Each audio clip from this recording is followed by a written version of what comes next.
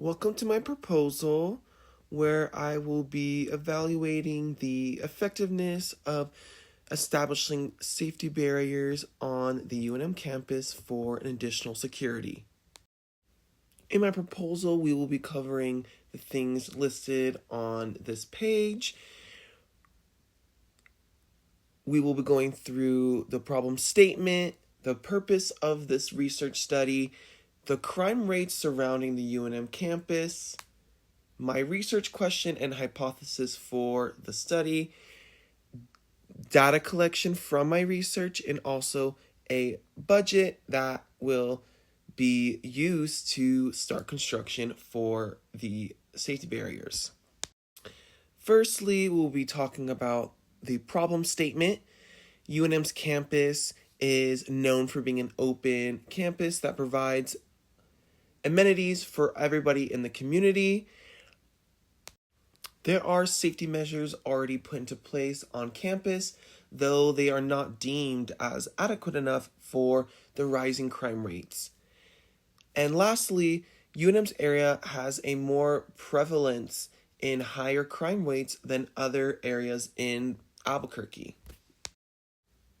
As you can see on the graph on the right, the crime rates surrounding and on the UNM campus, especially in the recent years, have been adding up.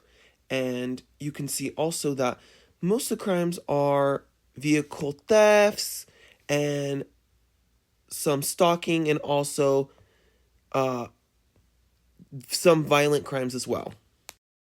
The purpose of this proposal is to acknowledge the crime issue that is embedded into Albuquerque and especially the UNM campus area, and to fully understand how to fix this, we must also understand the liabilities that come into play when we are thinking about changing safety protocols for students.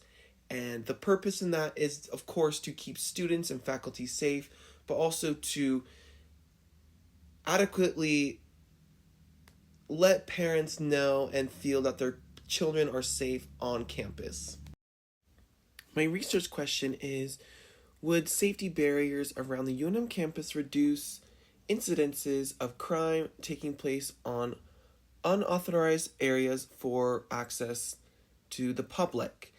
And basically, would these barriers create a safety net for unauthorized people to not be able to enter student and staff only areas?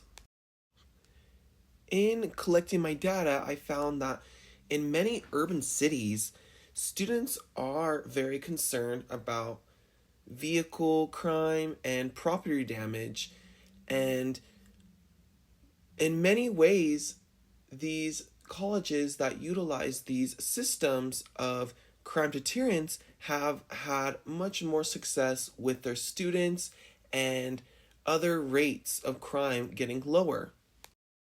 And finally, we are going to cover the budget for this proposal. So to begin construction on building the barriers where crime is more prevalent, we would need a budget of at least $20,000 to $50,000 to start with. And this would be the beginning of construction that will start in probably more areas where a lot of crime does occur. And another thing I want to mention is that my budget is just an estimation and it's not an actual amount of the exact materials and labor that will be charged.